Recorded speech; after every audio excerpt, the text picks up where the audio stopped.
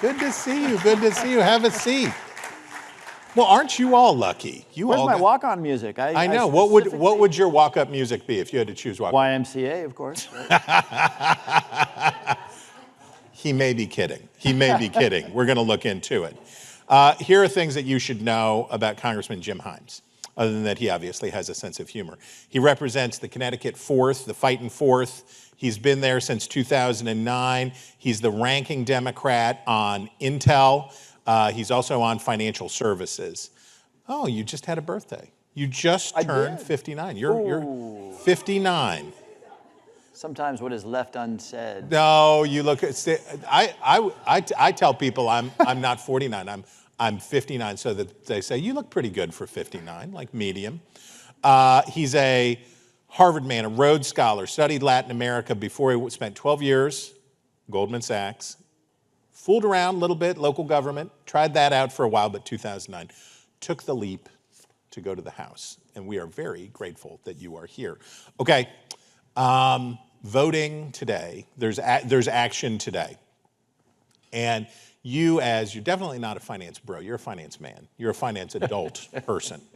But you've been a big part of the discussion around what to do about cryptocurrency and how to manage that. Now, the way I understand it, you're a yes on bank-style regulations for what's called stablecoin, which is pegged cryptocurrency. It's just a digital version. It's pegged to the dollar. It's a digital version. And you're a yes on setting up a kind of FDIC structure for that stuff, but you're a no on a regulatory package on the investment side of this part. So there's the Genius Act, which is for this dollar-pegged stuff. This is like the banking-style regulation. And then there's the Clarity Act, which is the Wall Street kind of regulation stuff. Why are you for one and not the other? Yeah. So you got it right. There's 3 bills. One is pretty easy. So, the stablecoin, the Genius Act, which has come over from the Senate, which is, by the way, why your conference was probably disrupted, because we had a 45-minute kerfuffle on the floor about accepting something yet again from the Senate without the ability to amend it in the House. You could talk to the Freedom Caucus guys about that. But anyway, stablecoin is pretty straightforward, right? Jim's stablecoin.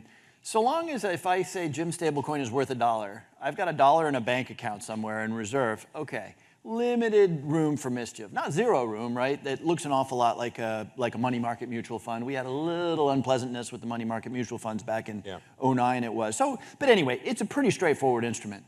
When you start talking about things like digital commodities, which is the subject of the Clarity Act, this gets pretty exotic. This is not, I'm telling you this is worth $1 and there's $1 underneath it. This is, I'm going to promise you a decentralized token, and it's going to be on a decentralized blockchain in 10 years. It will be programmable to pay for your music consumption and your food, and it will also vote for you or something. Yeah. I don't know. Some of this stuff is pretty fantastical, and you do have questions about, is this a security? Is it a commodity? What exactly is it? The Clarity Bill, as Fit 21, some of you will remember Fit 21, is an okay attempt to try to divide jurisdictional authority between the CFTC and the SEC. It's got a whole bunch of problems, but anyway, and here's what I report sadly. I was a yes on Fit 21. French Hill is one of my closest friends in the House. Yeah. I desperately wanted to be a yes on Clarity, even though I think it's got lots of problems. Between Fit 21 and Clarity, you get the issuance by a sitting president of a Trump coin and the revenue of some $400 million while he's president. Oh, by the way, we have Melania coin. And so that really poisoned the atmosphere. So I made the wildly outrageous act. French, my good friend, let's at least put some verbiage in this bill that says that the president and the vice president, and by the way, the rest of us, aren't going to issue digital commodities. Yeah. In the context of the disgustingness that we saw with the meme coins, that's not a terribly big ask. But the answer was no. And so, sadly, I won't be happy about it, but I'll be voting no on Clarity. The Senate decided, though, that half a loaf was enough of a loaf, right? That if they could get the increased regulation and bring that clarity, if I guess that's why they name these things, to the process, that it was worth having, even if it didn't have the safeguards against corruption that you wanted. you disagree. Well, no. You don't want to have to. So that's not what happened. So Okay, the Genius bill, which we're voting on, I think this afternoon, is about stablecoins. Right. And I talked to Ruben and the Yes geniuses, and they said, no, look, it's a stablecoin, right? It's a dollar if we say it's a dollar.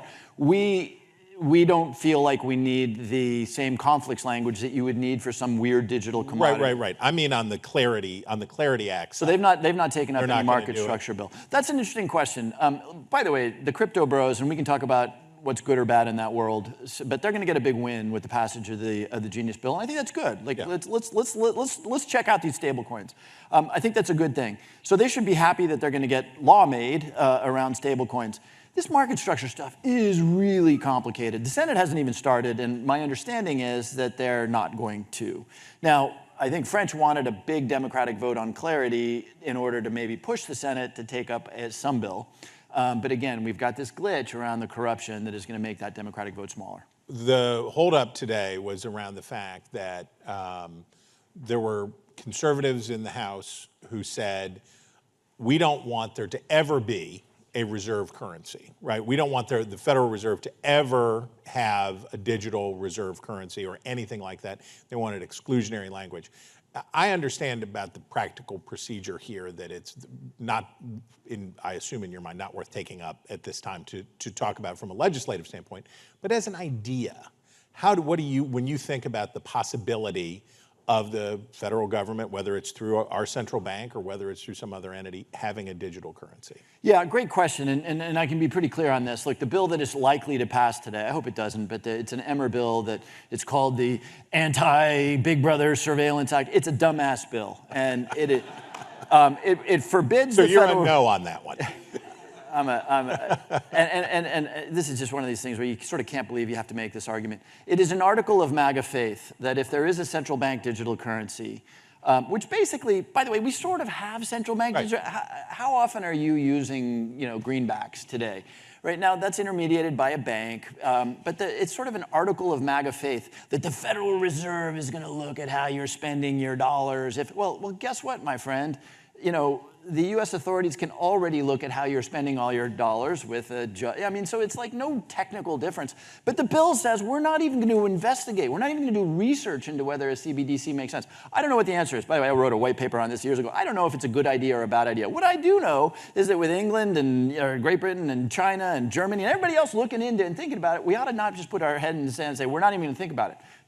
Pick your metaphor, but what if in 1945 we'd said, ooh, atomic power, that's really scary. We're going to forbid any research into atomic power. That's what we're doing here. It's just a dumbass thing to do. Are you guys noticing a theme, a motif in the congressman's remarks? The idea of what the Federal Reserve is and whether or not the president can fire the chairman of the Federal Reserve, how that all works. So we had a whole little news cycle today where the president, some of your Republican colleagues reported out and said, the president's getting ready to fire Jerome Powell. And then the president came out later and said, no, I was just talking, I wasn't doing. Can the president fire the chairman of the Federal Reserve, number one? And number two, I assume you say no. And if he does, what do you do? Yeah, look, it's not a debatable point. The law is super clear. The president can't fire the chairman or the vice chairman of the Federal Reserve but for cause. Right. Now, why do you think we're hearing about some apparent, overruns? Ever heard of a federal government agency doing an overrun on a renovation? They're laying the predicate, right, to do this. And so the answer to your question is pretty straightforward. You can look up the law. The terrifying thing is, how many more torpedoes in the hull of sort of what we've always relied on as the cornerstone of a capitalist system can our capitalist system take?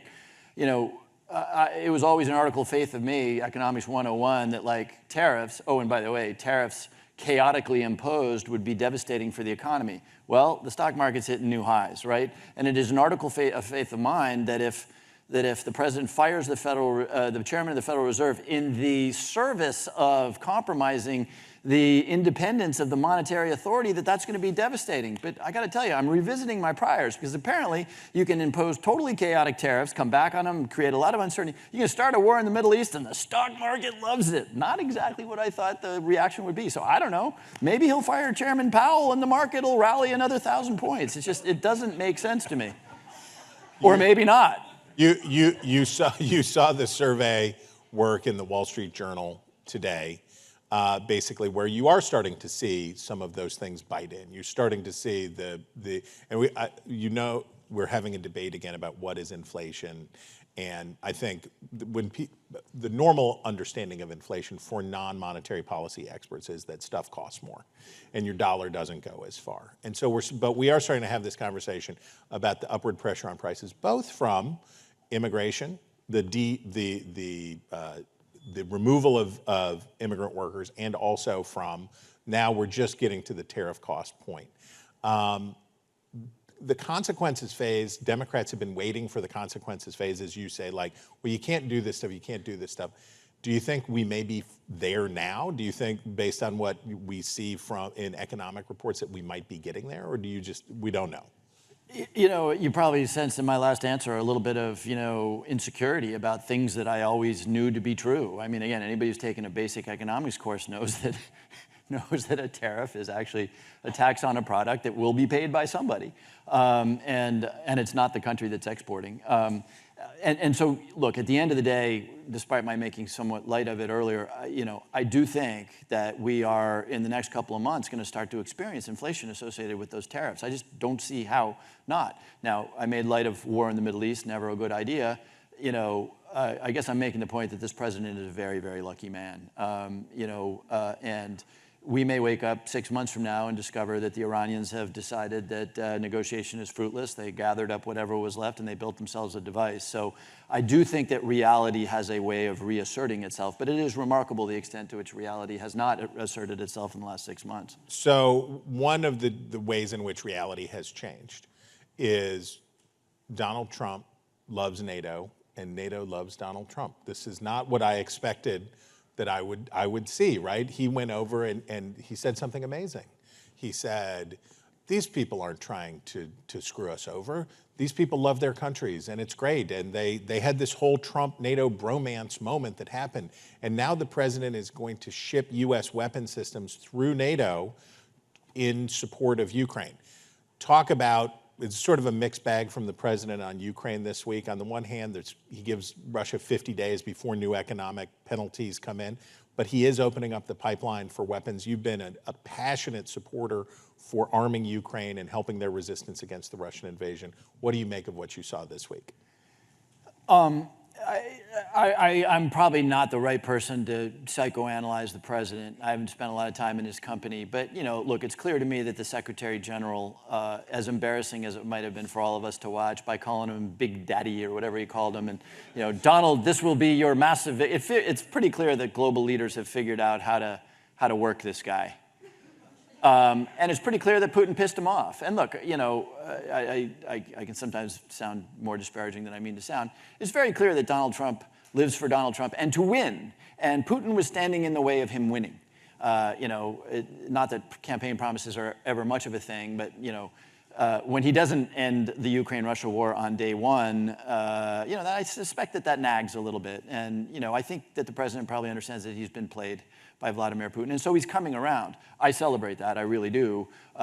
It's an anxious base on which to build a foreign policy, but it's better than look, when the president is casting doubt amongst European allies about whether we would abide by Article 5 commitments if the Russians rolled into Estonia, that's very, very serious. But I gotta give him credit. Look, I could spend the next hour talking about things I don't like about this presidency or about MAGA, but I will give him some real credit on foreign policy, right? The opening to Syria, I did not anticipate that. That's pretty amazing. He's taken a practical approach in the Middle East that I think is, again, the Iranian question will play out over the next year or so, but there have been a lot of things that have surprised me in the Middle East, including, I don't know that any of us would have anticipated that whatever you think of Bibi Netanyahu, his ability to wipe out Hezbollah, Hamas, and to put the Iranians on their knees, I'm not sure any of us would have predicted that. The catastrophic consequences of the October 7th attack for Iran and its satellites is amazing, right? From a world historical standpoint, in terms of miscalculations. But now, we see today, I saw the reports just a couple hours ago about Israel hitting targets in Syria, right? So we have airstrikes going on.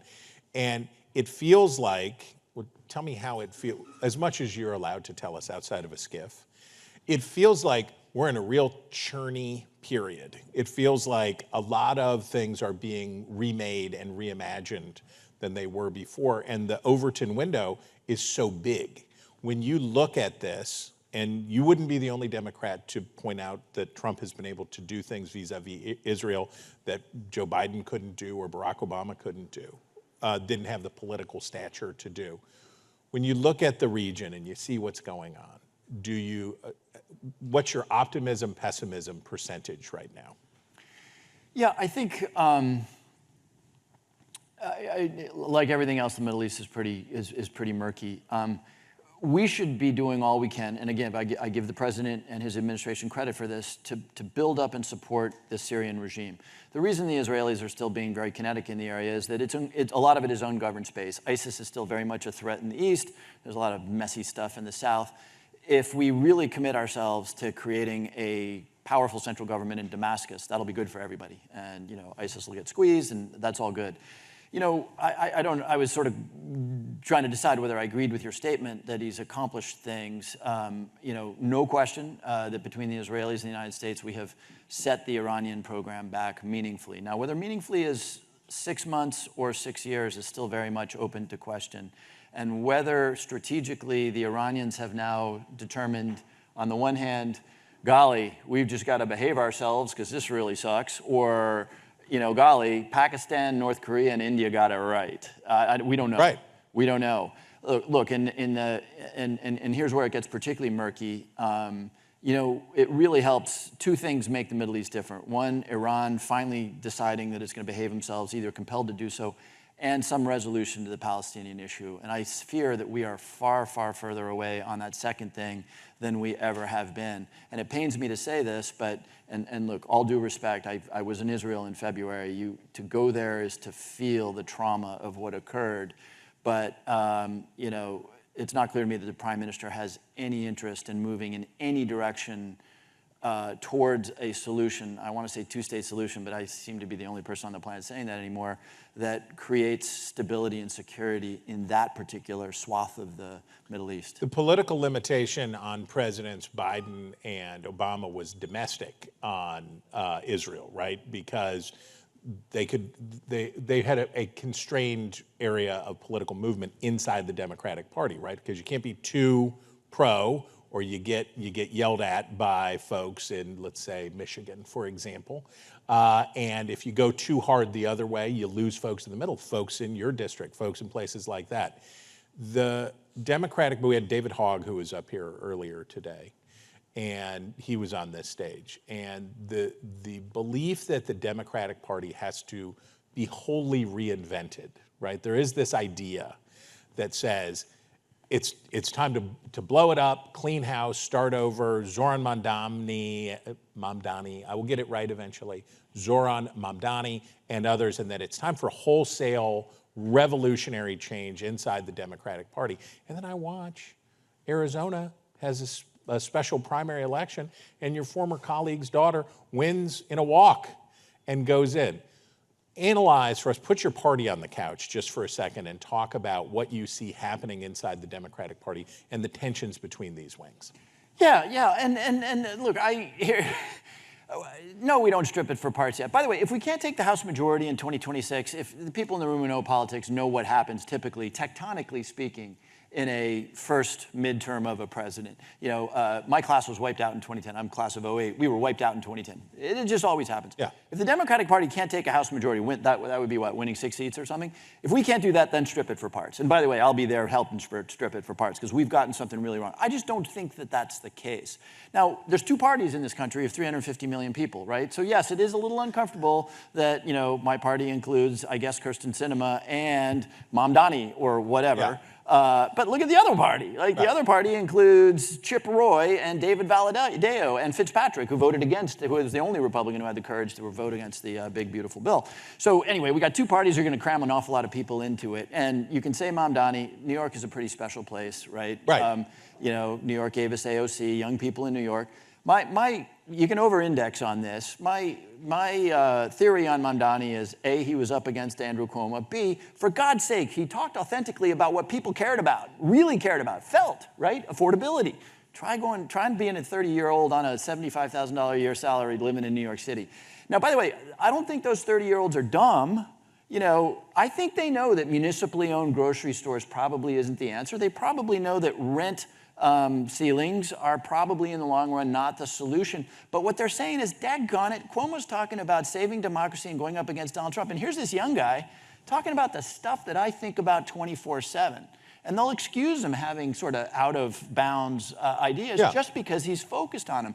And okay, Mamdani, you pointed out in Arizona. What about Abigail Spanberger in Virginia? What about Mikey Sherrill in New Jersey? So it's not like, you know, you've got these tensions, and yes, in New York, when you go up against Andrew Cuomo, there's going to be an opening for somebody who really galvanizes the progressive base. And this is the literally but not, seriously but not literally thing, where people want to hear something that connects with them. They're not going to worry about every single thing that the person says, but they're going to feel the vibe.